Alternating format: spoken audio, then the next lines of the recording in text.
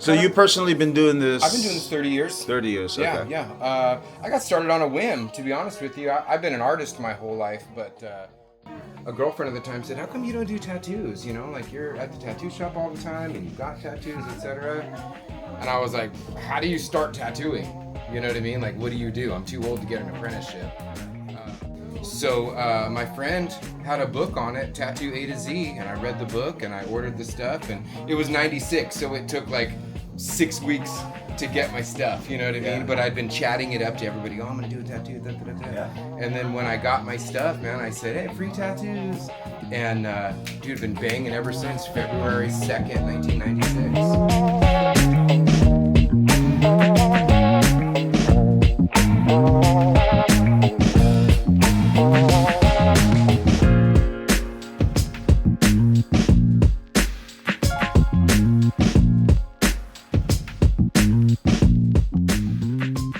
Quit my job after 3 weeks because I was too busy tattooing. Making too much money. No, I was doing too good. Yeah. No, I was doing Awesome. I got a job at Frontline Tattoo in Oceanside from lovely Jason Betts, and That was like your big break? that was my big break. Yeah, that was my introduction into it all, you know. And I started there right the day they opened, and man, I learned a lot. You know. So, I mean, the most challenging thing always is just to do a quality tattoo. Right. It's easy to be nice to people. It's easy to decorate your shop, but like do a good tattoo that lasts 30, 40, 50 years. You know, that's the most challenging thing. Design, composition, all that. And when I started, there was no YouTube. There was no, I mean, there was tattoo magazines. That was it. That was it. You know, so it was drawing, painting. It's different these days. There's so much reference in the world. Get on your phone, you know. Yeah. You want to find a 1920s obscure tattoo design? Boop, boop, boop, boop, boop, boop. There it is. Print it out or whatever. So, you know, we still try and do as much original stuff as we can. Obviously, you know, I draw things for people all the time, but it's a different world. It's an absolutely different world. The equipment is different. Everything is different now. You know, the quality of the equipment is better. I personally try and keep it old school. I like to use coil machines. I like to do it the way I've always done it. But there's a lot easier ways to do it now that all the youngsters are doing. you've been doing this for 3 decades, pretty much, right? Yeah. Like, right. So, have you noticed any type of changes, trends-wise or culturally, like Oh my God! over the course of In 1996 or 97, if a guy had a half sleeve, you were like, "Wow, man, you fucking tattooed," you know. And then it was like, "You got a half sleeve and a chest piece? Wow!" You know, you got your whole back done. I mean, it was crazy. It was a big deal. I mean, now you see it. People are freaking every walk of life. You know, NBA guys with tattoos on their face. You know, it's obviously the cultural thing has changed. Grandmas aren't scared of me anymore. You know what I mean? Yeah, they go, "Oh, honey, those are pretty flowers." You know, "I love your tattoos on your head." Used to be You a know what I mean? stigma. Oh my God! Because it was for tough ass military dudes. prisoners. It was for guys that have been to the pen. It was for bikers. You know what I mean? It wasn't for little girls. Look who's getting tattooed right now. A little cute little 18-year-old getting little flowers. You know what I mean? Beautiful. Yeah, pretty little flowers. And it's a completely different environment. Even the tattoo parlor, they used to be scary.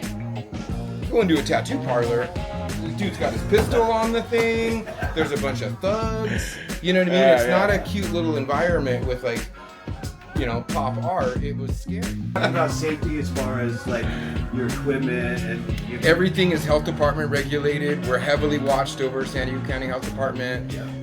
Everything is always brand new, packaged. The company of tattooing, the business of tattooing, is incredibly huge now. It's $1 billion business. There's so many companies that make needles and machines and sterilization equipment and everything. And now everything is mostly disposable.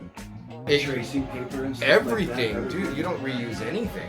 You know what I mean? It's disposable too. Well, I mean, when I pour it from my bottle into the cap, you know what I mean? That everything gets thrown away, obviously. So it's way different. You know, it's way cleaner, and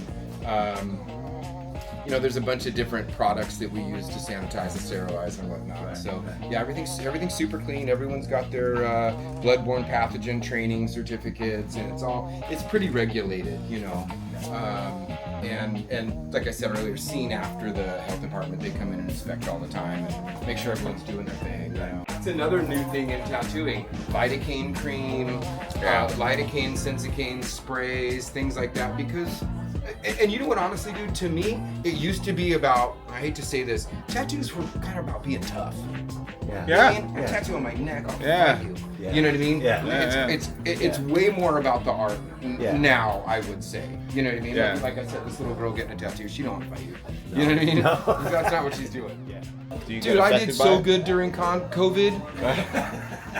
So good. I was banging. Doors were open.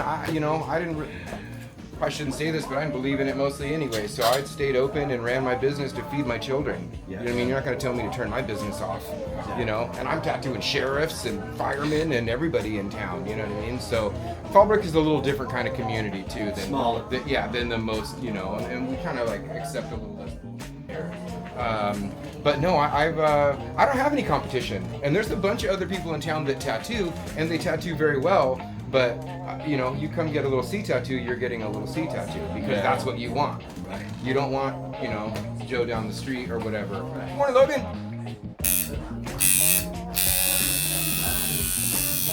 I trust you, bro. You've always been good to me. Best tattoo artist in Southern California, right here. Maybe in the whole state. Just You can't get any better promotion than that. I got no tattoo ego. I don't have any tattoos. You know what I mean? I'm lucky to get to do this. Wait, did you say tattitude? Tattoo, you did. I've never heard of that. That's a new word. I know. I like it.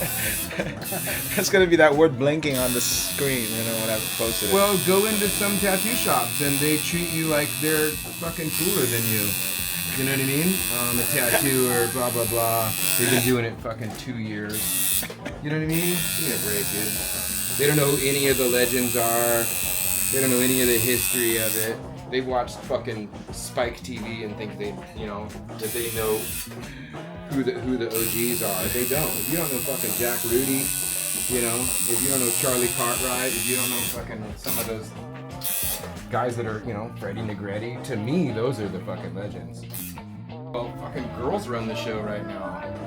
There's so many female tattooers, dude, and that used to be a rare thing. Patty Kelly was like the OG woman tattooer in San Diego, and she's legendary. We just lost her recently. But, there weren't a whole lot of female tattoo artists at all. The whole, it's not easy, right? I feel like as a female artist, they have to have a lot tougher skin than guys. Yeah. Guys will come in, don't want to take advantage of the girl, and be a little rude. Or if, they get tough clients, then typically girls are more pushover, but as a female artist, I think they have to have tough skin.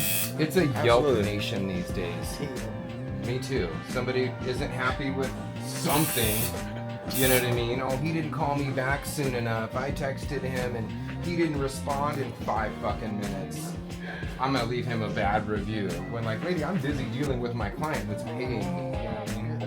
It's an experience here more than just coming in and getting a quick little something off the wall, which is cool too. But you make friends. I'm friends with every single one of my clients, and that's my goal. Come in a client, leave a customer and a friend. Right. You know what I mean? So yeah.